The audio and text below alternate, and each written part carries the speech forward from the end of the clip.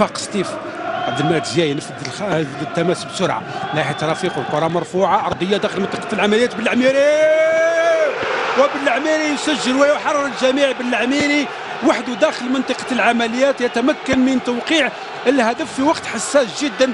بالعميري يباغت الجميع ويحرر الجميع ويتمكن من تسجيل الهدف الاول ويفتح باب التسجيل لمصلحه وفاق سطيف. قلت في وقت حساس جدا في الدقيقة 84 قبل نهاية المباراة ب6 دقائق. وهذه التمريرة كانت ذكية جدا ناحية بالعميري وحده داخل منطقة العمليات، ما كانش ضغط على بالعميري، يراقب الكرة باليمنى ويسدد باليسرى ويوقع الهدف الأول في المباراة. نعم، ودخول بالعميري قلنا ربما سياتي بالاضافه. شوف على الوضعيه اللي كان واحد بدون خطا مضايقه فادح من دفاع فريق مولودية بجاية في مراقبه اللاعب بالعميري اللي هو يعتبر احد الاوراق الرابحه. وعند دخوله قلنا انه يتميز بخصلتين، الاولى المراوغه والثانيه السرعه في التنفيذ.